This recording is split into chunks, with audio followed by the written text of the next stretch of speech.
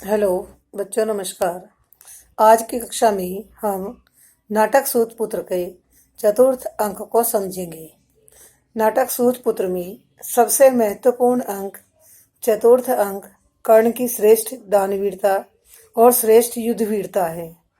इस अंक के माध्यम से ही कर्ण के चरित्र की संपूर्ण विशेषताओं का उल्लेख किया गया है। इस अंक के आधार पर अनेक प्रकार के प्रश्न आते हैं, जैसे नाटक सूतपुत्र का आपको कौन सा अंक अत्यंत प्रिय लगता है और क्यों। दूसरा आता है कर्ण की श्रेष्ठ युद्ध वीरता अथवा दान वीरता को स्पष्ट कीजिए। नाटक सूतपुत्र के अंतिम अंक के कथानक का उल्लेख कीजिए। नाटक सूतपुत्र के चतुर्थ अंक का सारांश लिखिए। एक प्रश्न आता है कर्ण का जीवन फूलों की सेज नहीं बल्कि कांटों की सैया है, यह भी चतुर्थ अंक के आधार पर स्पष्ट कीजिए। नाटक सूतपुत्र के चतुर्थ अंक का कथानक है कि गुरु द्रोणाचार्य और धृष्टद्युम्न के वीर गति को प्राप्त होने पर कौरव सेना का सेनापति कर्ण को बनाया गया और पांडव सेना का सेनापति अर्जुन को बनाया गया। कर्ण के सारथी शल्य थे, जो पांडवों के मामा थे और मन से पांडवों की विजय चाहते थे।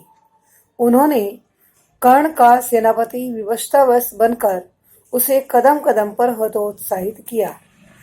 कथानक का आरंभ होता है कि पहले दिन युद्ध क्षेत्र में कर्ण अपनी पूर्ण वीरता के साथ पांडवों की सेना का काफी भाग नष्ट कर देता है। यह देखकर भगवान श्री कृष्ण अत्यंत दुखी और चिंतित हो जाते हैं। वे अर्जुन और भीम से चिंतन करते हैं, विचार विमर्श करते हैं कि यदि कर्ण कल भी इसी प्रकार युद्ध करता रहा तो हमारी पराजय निश्चित है। इसीलिए रात्रि में वे भीम पुत्र घटोत्कच का आह्वान करते थे। घटोत्कच जो भीम और हिडम्बा का पुत्र था, उसके अंदर उसकी माता हिडम्बा के राक्षसी गुणों का भी समावेश था। अतः घटोत्कच आकर सोई हुई कौरव सेना का विनाश करने लगता है, जिसे देखकर दुर्योधन कर्ण को इंद्र द्वारा दी गई अमोघ शक्ति का प्रयोग करने के लिए बार बार विवश करता है। कर्ण ने वह शक्ति अर्जुन के लिए रखी थी। वह उस शक्ति से मात्र अर्जुन का वध करना चाहता था, लेकिन बार बार दुर्योधन के कहने पर वह उस शक्ति का प्रयोग घटोत्कच पर कर देता है। घटोत्कच के वीर गति को प्राप्त होने पर पांडव सेना में हाहाकार मचता है, लेकिन कौरव सेना आनंदित हो जाती है और प्रसन्न होती है। अगले दिन युद्ध होता है, जिस युद्ध में कर्ण अपने सारथी शल्य को अपना रथ अर्जुन के सामने ले जाने के लिए कहते हैं, लेकिन शल्य कर्ण के रथ को इधर उधर घुमाते रहते हैं। कर्ण के सामने युद्ध के लिए युधिष्ठिर, भीम, नकुल, सहदेव आते हैं, जिन्हें कर्ण माता कुंती को दिए गए वचन के अनुसार शस्त्रहीन करके जीवन दान देते हैं।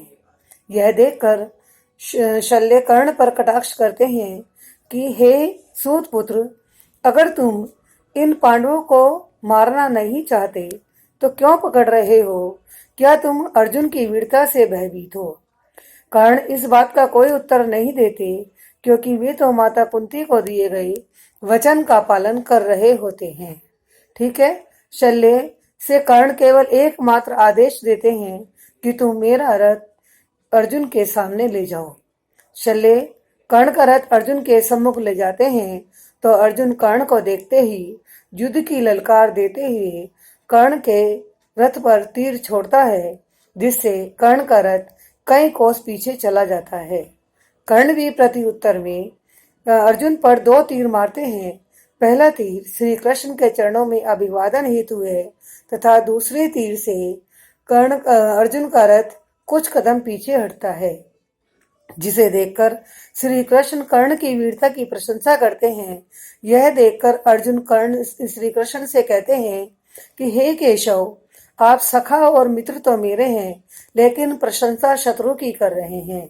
लेकिन श्री कृष्ण अर्जुन को उत्तर देते हैं कि हे पार्थ, तुम्हारे रथ की सुरक्षा चारों ओर से हो रही है। तुम्हारे रथ के पहिए में शेष नाग लिपटे हैं, शीश पर बजरंग बली ध्वजा में है। मैं तीनों लोकों का भार लिए बैठा हूँ।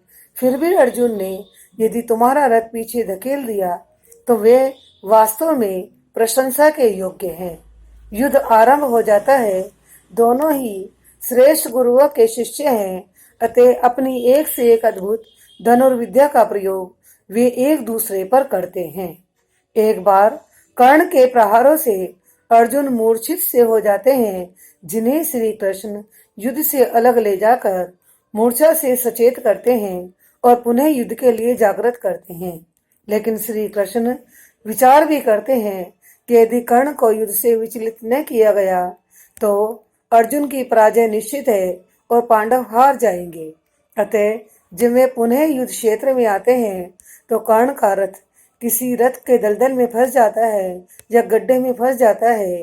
कर्ण अपने रथ के पहिए को जब जैसे ही गड्ढे से निकालने लगते हैं तो अर्जुन श्री कृष्ण के संदेश पर या संकेत पर और कर्ण पर बाणों का प्रहार करते हैं। कर्ण अत्यंत घायल होकर धरती पर गिर जाते हैं और संध्या काल होने पर युद्ध विराम हो जाता है। इसके बाद कर्ण की दानवीरता प्रकट होती है कि रात्रि में जब घायल सैनिकों को उनके शिविर में ले जाकर चिकित्सा की गई, क्षत विक्षत शव और मृत शरीर पड़े हुए थे, उन्हीं के बीच में पड़े हुए कर्ण करहा रहे थे। तभी श्री कृष्ण और अर्जुन कर्ण के सामने ब्राह्मण रूप में आए और कर्ण से कहती हैं कि हम ब्रह्मचारी ब्राह्मण हैं, दान के लिए आए हैं, हमें स्वर्ण की इच्छा है। हमने सुना है कि यहाँ दानवीर कर्ण रहते हैं। कर्ण कहते हैं कि ब्राह्मण देवता, यह युद्ध का क्षेत्र है, यहाँ लोहे का साम्राज्य है, यहाँ स्वर्ण कहाँ। इसी पर ब्राह्मण कर्ण पर कटाक्ष करते हैं, उसे क्रोध कर देने लगते हैं। कर्ण भयभीत हो जाते हैं और ब्राह्मण देवता को अपने दांत में लगा हुआ स्वर्ण देते हैं।